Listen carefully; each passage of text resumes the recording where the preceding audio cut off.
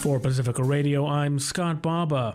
Palestinian medical officials said 2 Israeli strikes in Gaza killed at least 14 people, including 2 children.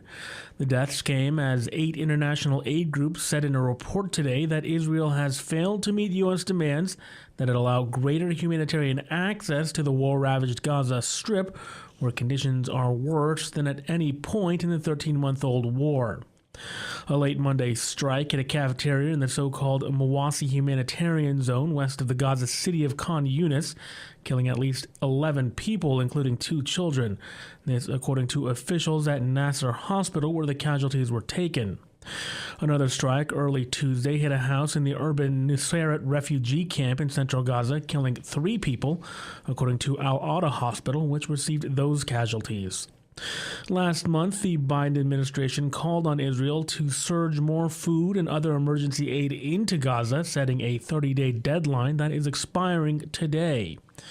It warned failure to comply could trigger U.S. laws requiring it to scale back American military support as Israel wages war against Hamas in Gaza and Hezbollah in Lebanon.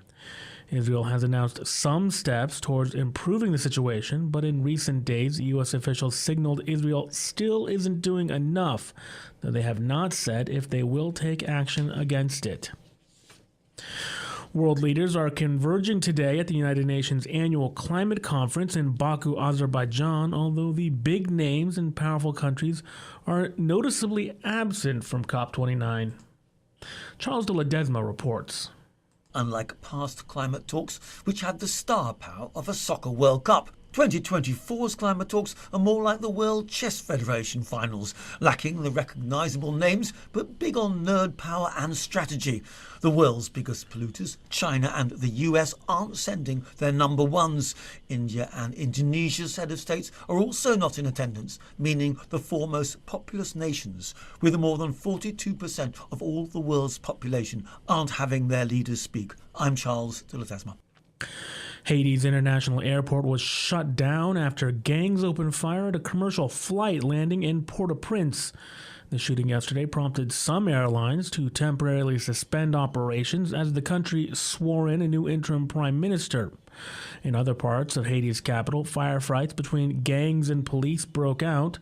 Rounds of gunfire echoed through the streets as heavily armed officers ducked behind walls and civilians ran in terror.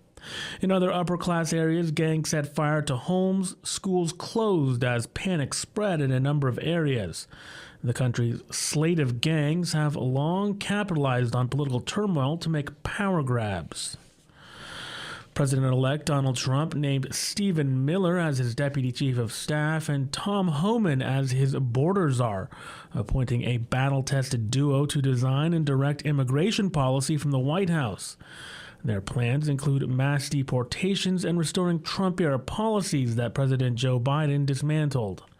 Edwin J. Vieira has more.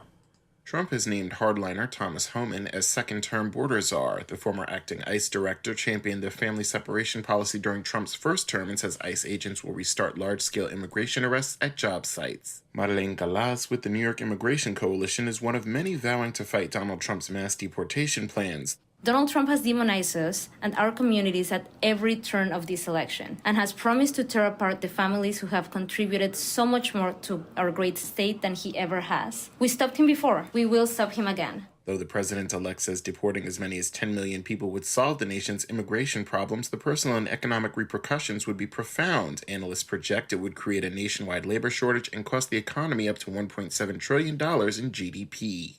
I'm Edwin J. Vieira for Pacifica Network and Public News Service. Secretary of State Antony Blinken is heading to Europe for urgent meetings on Ukraine with NATO and European Union officials following last week's U.S. presidential election and the return of Donald Trump to the White House in January.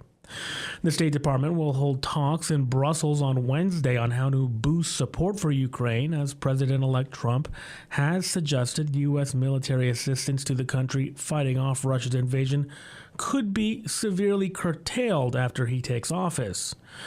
After less than a day in Brussels, Blinken will fly to Peru and Brazil to join outgoing President Joe Biden at the Asia-Pacific Economic Cooperation Forum and a summit of leaders from the group of 20 top economies. I'm Scott Baba for Pacifica Radio.